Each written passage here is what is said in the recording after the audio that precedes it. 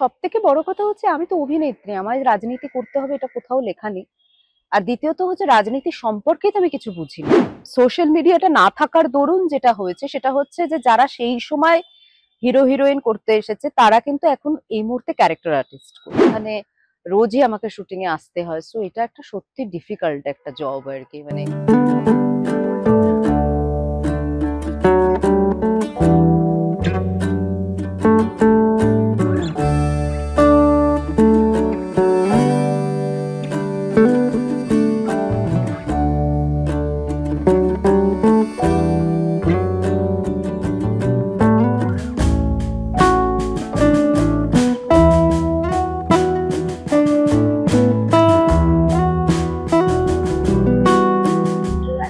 রাঙামাটিতে দেখতে পাচ্ছি এবং রাঙামাটির সাথে তোমার এই যে একটা ক্ল্যাশ সেটা কিন্তু লেগেই আছে।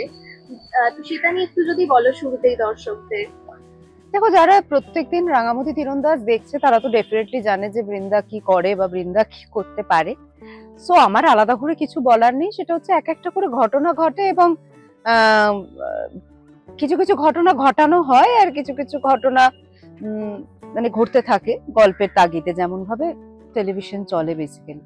তো এটাও ঠিক একই রকম, বাট বৃন্দা তো ভীষণই অ্যাগেনস্টে রাঙার, যে কখনোই বৃন্দা চায় না যে রাঙাই বাড়িতে থাকুক, এবং শ্বশুরের একটা টাকা পয়সা সেটা মানে সবটাই একটা গ্রাস করার টেন্ডেন্সি, সবটা মিলিয়ে আর কি গল্প এইভাবে এগোতে থাকে।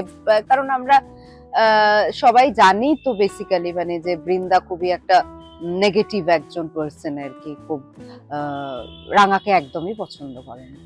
আর এই যে তোমাকে পর্দায় যেরকম দুষ্টুমি করতে দেখা যায়, তুমি আদতে কিন্তু ভীষণ মিষ্টি।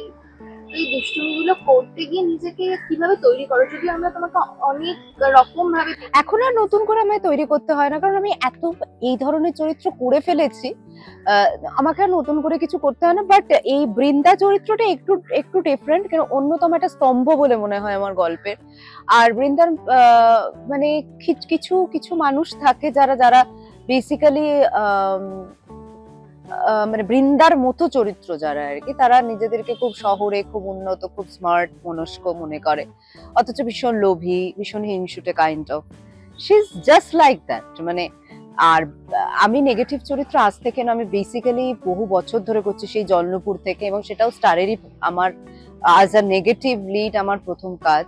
তো এখন আর নতুন করে তৈরি করতে হয় না। তবে ডেফিনেটলি যদি মাইথরও যখন আমি করেছিলাম সাত ভাই চম্পা, তখন আমাকে অন্যরকম ভাবে ভাবতে হয়েছিল যে কিভাবে কি করা যায় বা কিভাবে কি করলে আরো বিশ্বাসযোগ্য লাগবে। আর তুমি যেটা বললে যে নেগেটিভ লিড অনেকদিন ধরে করছো, তাছাড়াও আমরা তোমাকে পজিটিভ চরিত্র দেখেছি। তোমার কোন ধরনের করতে বেশি এনজয় করো? আমি দুটোই করতে এনজয় করি। ব্যাপারটা হচ্ছে টাইপ কাস্ট হয়ে গেলেই মুশকিল হয়ে যায়, যেটা আমাদের ইন্ডাস্ট্রিতে খুব বেশি হয় আর কি, যে ও নেগেটিভ করে মানে ও নেগেটিভই করবে, ও করতেই ভালো লাগে। তো আমি যেমন দুটো করতে ভীষণ সাবলীল, কারণ আমি মনে করি আমি একজন অভিনেত্রী এবং আমার অভিনয়ের খিদে আছে, অভিনয়টা আমার প্রফেশন, এবং আজ থেকে নয় দীর্ঘ বহু বছর ধরে আমি অভিনয় করছি। তাই কারোর যদি মনে হয় যে না সুদীপ্তাকে একটা পজিটিভ লিডেও নেওয়া যায়, সেটা আমার কাছে খুবই একটা উপরি পাওনা হবে। কারণ আমার মনে হয় যে যে নেগেটিভ লিড করে দর্শকের মনে একটা ইম্প্যাক্ট করে যায়, তো যে ও খুব দুষ্টু খুব খারাপ। বাট এখন মানুষ অনেক বেশি বুদ্ধিমান হয়ে গেছে, এখন আর সেটা মনে হয় না। তবে রাগ তো হয়ই ডেফিনেটলি।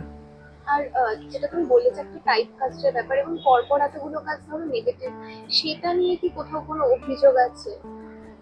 না, অভিযোগ কেন হবে? কারণ আমার আমি একজন অভিনেতা, আমার ইচ্ছে আমি কোন ক্যারেক্টারটা অ্যাকসেপ্ট করব। কারণ হাউস তো আমাকে বিভিন্ন হাউস বিভিন্ন ধরনের চরিত্র আমাকে বলবে, আমার উদ্দেশ্য হবে বেস্ট সেরা চরিত্রটা বাছা। যদি আমি সেটা ডিজার্ভ করি তাহলে ডেফিনেটলি আমার সেটা করা উচিত। এবং এত বছর যেহেতু আমি কাজ করছি, আমার মনে হয় যে যারা আমাকে কাস্ট করে বেসিক্যালি তারা জানে যে সুদীপ্তা এই চরিত্রটা কতটা সাবলীল হতে পারে এবং কতটা ওর বেস্টটা দিতে পারে। তো সেক্ষেত্রে আর এখন আলাদা করে কিছু মনে হয় না। আর মাঝে বেশ অনেকটা গ্যাপ ছিল, তারপর আবার তোমরা অনেকটা বেসিক্যালি নয়, আমার অনেকটা গ্যাপ বললে ভুল বলা হবে। আমি অ্যাকচুয়ালি সোহাগ জলটা করছিলাম 23-এ, করতে করতে আমি বিয়েটা করি। তারপরে আমি একটা প্রজেক্ট করছিলাম, সেটা খুব মানে খুব অল্প দিনেরই জন্য তারপর বন্ধ হয়ে যায় প্রজেক্টটা। ইট ওয়াজ মানে লাইক ভীষণ একটা মানে নাইটমেয়ার কাইন্ড অফ, মানে খুব অল্প সময়ের মধ্যে অত বড় প্রজেক্ট বন্ধ হয়ে যাবে। তারপরে actually I lost my father. তো দ্যাটস ওয়াই আমি খুব খারাপ একটা ট্রমা, খুব খারাপ, খুব অসময়ে বাবার চলে যাওয়া, এই সবটা মিলিয়ে আর কি আমি সেরকম সেই সময়টা খুব ব্যাড ফেজ আমি চেয়েছিলাম, বাট আমি সেই ধরনের ভালো চরিত্র বোধহয় পেয়ে উঠিনি, তাই আমি করিনি। কারণ ভালো চরিত্র পেলে কেন করব না, কারণ আমার তো মানে আমার দাদা যেমন চাকরি করে, আমি অভিনয় করি, এটাই আমার প্রফেশন, তাহলে আমি কেন বসে থাকবো? আমি ভালো চরিত্র না পেলে তখন আমায় বসে থাকতে হবে। তো দ্যাটস ইট। আর যেটা বললে যে অনেকটা কঠিন একটা সময়ের মধ্যে দিয়ে যেতে হয়েছে, সেই সময়টা কিভাবে নিজেকে সামলেছো? পাশাপাশি বাবার চলে যাওয়া, মাকেও তো একটা সামলাতে। প্রত্যেকেই আমরা বেসিক্যালি সামলে নিই, সময় সবকিছুই শিখিয়ে দেয়। কারণ বাবা মা চলে যাওয়া মানে তো জীবনের অনেকটা কিছু নিয়ে চলে যায় আর কি। আমার বাবার চলে যাওয়াটা খুব আকস্মিক এবং সেটা খুব হঠাৎ করেই আর কি চলে যাওয়া, বাট সামলাতে তো ডেফিনেটলি হয়েছে। সময় অনেকটা টাফ টাইম, আমরা সেটাকে কাটিয়ে উঠেছি এবং এটা বোধহয় আমাদের প্রত্যেকেরই, আমার দাদার আমার মায়ের জীবনের সব থেকে কঠিনতম সময়। যে মানুষটা আর কোনোদিন ফিরে আসবে না, কিন্তু মা is now completely alone, but ওই আর কি, মাকে কখনো এটা আমরা ফিল করতে দিই না যে শি ইজ অ্যালন। আমরা এটাই বোঝাতে চাই যে আমরা প্রত্যেকে তোমার সাথে আছি, তোমার কাছে আছি, এবং যেটা সন্তানের সব থেকে দায়িত্ব সেটা হচ্ছে বাবা মাকে ভালো রাখা। সেটাই আমি করে এসেছি এত বছর, এখনো করছি, কারণ ঈশ্বর আমায় সাহায্য করেছেন, তাই করতে পারছি বা পেরেছি রাদার। আর ভালো সময় দেখেছি যখন, খারাপ সময় তো দেখতেই হয়, কিছু করার নেই। আর এই যে 14 ঘন্টার একটা শিডিউল, তারপর তুমি যেটা বললে যে মাকে সময় দেওয়া, সবটা কিভাবে ম্যানেজ করো? এখন তো একটু হয়ে গেছে, দুটো বাড়ি হয়ে গিয়ে বেশ কঠিন হয়ে গেছে, কারণ বিয়ের পর তো মেয়েদের সবটা খুব মানে 180 ডিগ্রি চেঞ্জ হয়ে যায় আর কি। একটা নতুন বাড়ি, সেই বাড়ির মানুষজন গুলোকে সময় দেওয়াটা যেমন ইম্পর্টেন্ট, অ্যাজ ওয়েল অ্যাজ সংসারকে সময় দেওয়াটা একটা ইম্পর্টেন্ট। তারপরে নিজের আমার মা, যেহেতু বাবা চলে যায় আমার বিয়ের পর পরই, সেজন্য মাও একা হয়ে যায়, মাকেও একটা সময় দিতে হয়। এখন বেশ মানে ফার্স্ট যখন আমি এটা জয়েন করি তখন বেশ অসুবিধা হচ্ছিল, আর এখন একটু অ্যাকাস্টমড হয়ে গেছে সবাই আর কি। 14 ঘন্টার স্কেডিউলটা সত্যি খুব ডিফিকাল্ট, তবে আমার তো ছুটি থাকে না, এটা আরো বেশি কঠিন হয়ে যায়। কারণ বৃন্দা চরিত্রটা যেমন চরিত্র আর কি, মোটামুটি আমি তো এখানে রোজই আমাকে শুটিং এ আসতে হয়, সো এটা একটা সত্যি ডিফিকাল্ট একটা জব আর কি। মানে পরিবারের এমন অনেক কিছু ইনভিটেশন থাকে যেগুলো মিস করে যেতে হয়। তারা হয়তো চায় ভীষণ ভাবে, হয়তো কেন, তারা অবশ্যই চায়, বাট আমি প্রেজেন্ট থাকতে পারি না, এটা আমারও খুব খারাপ লাগে, কিন্তু কিছু করার নেই। আস্তে আস্তে ওনারাও বুঝতে পারছেন যে কতটা কঠিন, এটাই খারাপ লাগা আর কি। বাট ওই আর কি অদ্ভুত একটা, মানে আমাদের প্রফেশনটা তো ভারী অন্যরকম, সবটা সবাই মানিয়ে নিচ্ছে আর কি। আমার উল্টো দিকের মানুষগুলো না মানিয়ে নিলে তো আমি এইভাবে কাজও করতে পারতাম না হয়তো।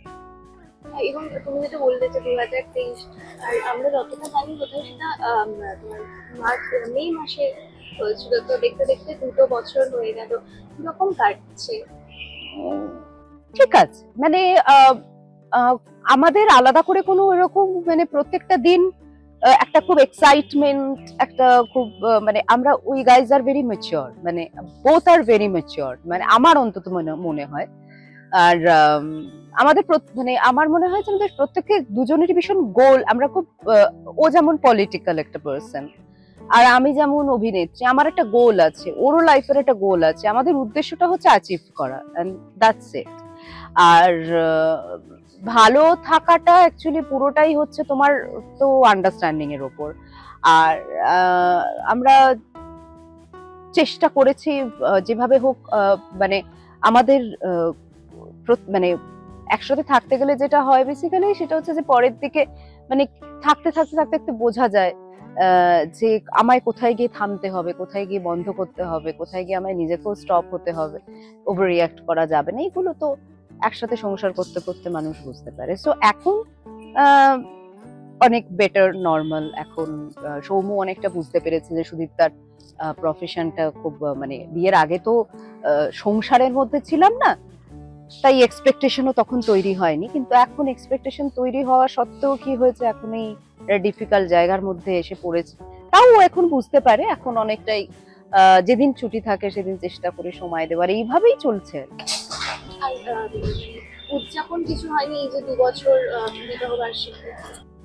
না, আমরা প্রথম বছরটা সেলিব্রেট করেছিলাম, সেকেন্ড ইয়ারটা বেসিক্যালি মানে এই 1st মে আমরা গেছিলাম হচ্ছে মানালি, কাসল, আমরা ওখানেই ছিলাম এবং আমরা দুজনেই একদম খুব সুন্দর করে একদম 4টে দিন আমরা কাটিয়েছি। আমরা 3টে দিন মানালি ছিলাম, একটা দিন কাসল ছিলাম। তো মানে ভেরি নাইস ট্রিপ ইট ওয়াজ, মানে লাইক ভীষণ সুন্দরভাবে আমরা কাটিয়েছি, জাস্ট দুজনে কাটিয়েছি। এবং মানে আমার শ্বশুর শাশুড়ি সবাই মানে আমরা এনকারেজ করেছিল আমাদের যে হ্যাঁ, ফার্স্ট ইয়ারটা এত বড় করে সেলিব্রেশন হয়েছে যখন, তো যেতে পারো তোমরা, এটা ঘুরে এসো। তো আমরা গেছিলাম। আর যেটা তুমি বলে যে তোমার শ্বশুরবাড়ির এই পুরো ব্যাকগ্রাউন্ডটা ভীষণভাবে রাজনীতির সঙ্গে যুক্ত, তুমি সেটা এখন সামনে থেকে পুরোটা দেখতে পারো। তো সেখান থেকে কোথাও রাজনীতিতে যাওয়ার ইচ্ছে তৈরি হয়েছে মনের মধ্যে, বা সেরকম কোনো সুযোগ এসেছে? সব থেকে বড় কথা হচ্ছে আমি তো অভিনেত্রী, আমার রাজনীতি করতে হবে এটা কোথাও লেখা নেই। আর দ্বিতীয়ত হচ্ছে রাজনীতি সম্পর্কে তো আমি কিছু বুঝি না, আমাকে তো প্রথমে তো বুঝতে হবে জিনিসটা যে কি। তো আমার আমার ইচ্ছে, প্রথম কথা তো ওই রকম ভাবে ইচ্ছে প্রকাশ করলেও যে আমি রাজনীতি করতে পারবো তাও নয়। যদি সময় কোনোদিন আমার সেই সুযোগ এনে দেন এবং যদি কোনো ভাবে আমার মনে করা হয় যে আমি যথাযথ, আমি যোগ্য, আমি ডিজার্ভ করি, যে কোনো পদ পেতে গেলে তো তাকে তো ডিজার্ভ করতে হবে পদটা, তো ডিজার্ভ করি, তাহলে সেটা তখন তাদের ইচ্ছে যদি হয়, তারা যদি ইচ্ছে প্রকাশ করে, আমিও তখন ভেবে দেখবো যে আমি যথাযথ কিনা, আমি আদৌ কতটা জানি বা আমার আদৌ কতটা জানতে হবে। কারণ আমার শ্বশুর বাড়ির পরিবার তো দীর্ঘদিন যাবৎ পলিটিক্স করছে এবং আবার শ্বশুর শাশুড়ি মানে মাদার ইন ল এবং ফাদার ইন ল এরা ভীষণই রকম ফেমাস এবং ভীষণ প্রথম দিনে দিদির প্রথম দিনের সৈনিক।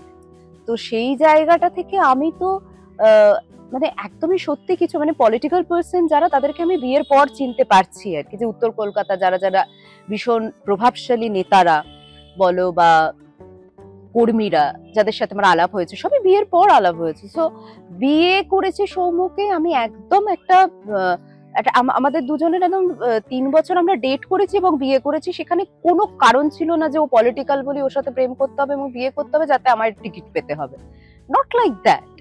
আমার প্রফেশনটা ভিন্ন, ওর প্রফেশনটা ভিন্ন, এবার পরবর্তীকালে কি হবে you never know what will happen to me.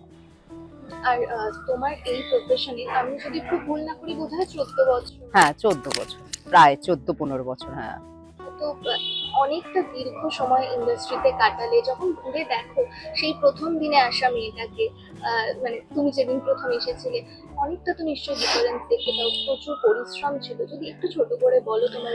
দেখো তখন তো সোশ্যাল মিডিয়াটা ছিল না, না যেটা এখন আমার মনে হয় যে তখন যদি না কাজ করতে এসে এখন মানে যদি 14টা বছর বা 15টা বছর পিছিয়ে যাওয়া যায়, তখন না আমাদের এই তখন হোর্ডিং এ আমরা দেখতাম বেসিক্যালি যে সিরিয়াল আসছে, এবং সোশ্যাল মিডিয়াটা না থাকার দরুন যেটা হয়েছে সেটা হচ্ছে যে যারা সেই সময় হিরো হিরোইন করতে এসেছে তারা কিন্তু এখন এই মুহূর্তে ক্যারেক্টার আর্টিস্ট করছে, এইটা একটা মেজর প্রবলেম। সো এখন সোশ্যাল মিডিয়া মানুষকে এত কাছে এনে পৌঁছেছে এবং এতটা ইম্পর্টেন্ট হয়ে পড়েছে আমাদের রেগুলার লাইফে, বলার কথা নয়। আর তখন অনেক সুযোগ ছিল না, যে এই সুযোগগুলো এখন তৈরি হয়েছে এবং নিজেকে কি বলবো মেলে ধরার প্রচুর প্ল্যাটফর্ম তৈরি হয়ে গেছে আর কি, যেটা তখন ছিল না।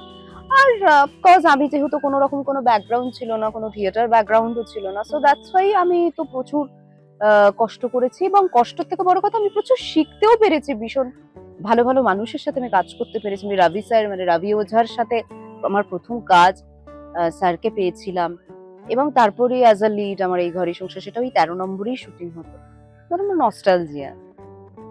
আর একদম শেষে রাঙামাটিতে এখন তো বিরাট একটা চমক আসতে চলেছে এবং সামনেই মহাপর্ব, কি বলবে দর্শক? প্লিজ আপনারা দেখুন, এটা আমাদের 1 ঘন্টার একটা মহাপর্ব আছে 7th জুন, তো সেটারই অ্যাকচুয়ালি শুটিং চলছে আমাদের আর কি, এটা নিয়ে খুবই ব্যস্ততা চলছে, কেউ ছুটি পাচ্ছে না, সবাই মানে অল আর ভেরি টায়ার্ড, কিন্তু কিছু করার নেই। 1 ঘন্টার এই পর্বটা খুব ইম্পর্টেন্ট একটা পর্ব, যেখানে বেসিক্যালি আমরা একলব্যর শ্বশুর বাড়িতে এসেছি, মানে রাঙার বাপের বাড়িতে আমরা এসেছি এখানে, এবং সেখানেই একটা ঘটনা ঘটছে, সেই ঘটনাটার ঘটাচ্ছে বেশ খানিকটা বৃন্দাও ঘটাবে এবং খানিকটা রাঙা পুলিশদের হেল্প করতে যাচ্ছে, যেটা রেগুলার বেসিসে আমরা গল্পে দেখতে পাচ্ছি। এবং সেখানে নবারুণের ওপর একটা অ্যাটাক হচ্ছে, যেটা আমরা প্রোমোতে দেখতে পেয়েছি।